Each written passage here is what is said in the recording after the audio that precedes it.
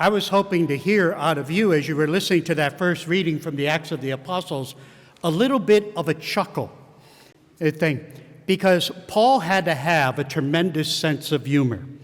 Even in the midst of what it is that he faced day in and day out in the challenges since his conversion at the same time to be able to bring a gospel message to others. And one of the comedies of error there is that he did what most popular politicians and the like do, is split people up. He did it well, and he did it exactly. He at the same time observed the crowd that was around him. And when you have a group of people that are around you that are gullible, to actions and the like, you at the same time have an ideal way, if you have insight, into how to manipulate them. And get them at the same time is to begin to feed upon one another. See, the audience that Paul had that was in front of him was an audience at the same time made up of Pharisees and of Sadducees. Well, when you read John's gospel, is that they at the same time became collaborators against Jesus in order to bring about his death ultimately. But there is a strong difference that Paul knew. Remember, Paul was a Pharisee, and he calls himself a Pharisee amongst Pharisees. No one could be a better Pharisee than he was. And within that insight is at the same time he recognized is that Pharisees believe just early on at this stage in a resurrection. They don't believe in the resurrection of Jesus at this point. That's not what they're referring to. But they begin to believe that there are consequences to the life that we live in this world. And very gradually, that will grow within their understanding of their faith. The Sadducees are the exact opposite. They're on the other side. They don't believe that there is anything that happens to us after it is that we die. They don't believe in Sheol. They don't believe in the darkness. They simply believe is that when you live because God made you a part of creation, and you fulfill your duties and your responsibilities as a part of that creation. But when you die, there is nothing more. That you do what it is that's good during your lifetime because it's the right thing to do, and you avoid that which it is bad. Paul, at the same time, just dives right in. And he says at the same time, as a Pharisee amongst Pharisees, guess what, boys? There's a whole half of this room that doesn't believe you. And he sets them up. And within it, he accomplishes exactly what he wanted to accomplish. Enough confusion and chaos that other people have to become involved. The commander at that point. We know ultimately that will be his end. But why does the story fit into these couple days before we will celebrate Pentecost? You turn to the gospel for that.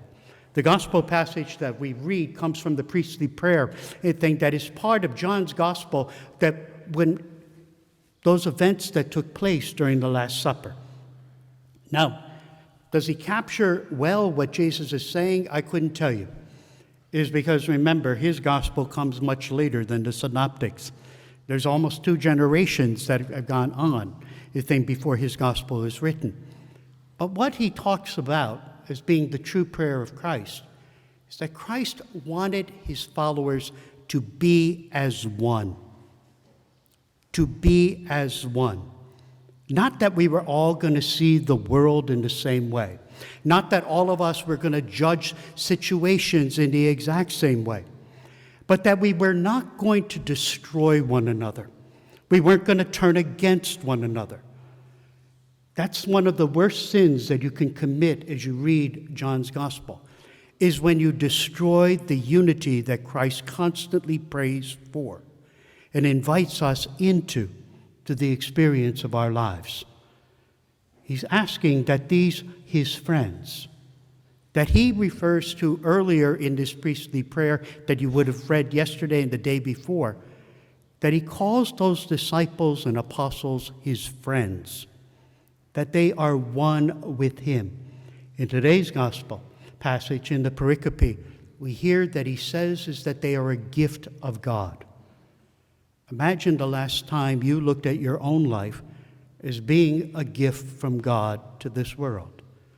or at the same time looked at any congregation that you're ever a part of seeing you as a gift, or that others would see you as a gift. Not always agreeing with you, not always seeing the world in the same light, but neither are they somebody that is to condemn you or separate themselves from you. That we're called to express the unity of God's love.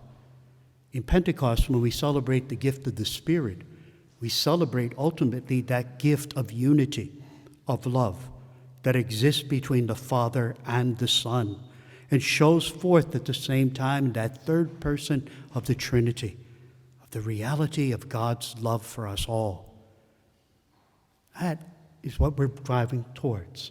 It's what we're moving towards. And ultimately, in our death, is what Paul will tell us in his other letters, and what ultimately the Scriptures tell us, is that in our death, we find our ultimate unity with the God who has loved us absolutely and unconditionally at every single moment of our existence. To ponder that in view of the light of the gift that we pray for, the gift of the Spirit of God to be with us all. Let us stand and continue our prayer.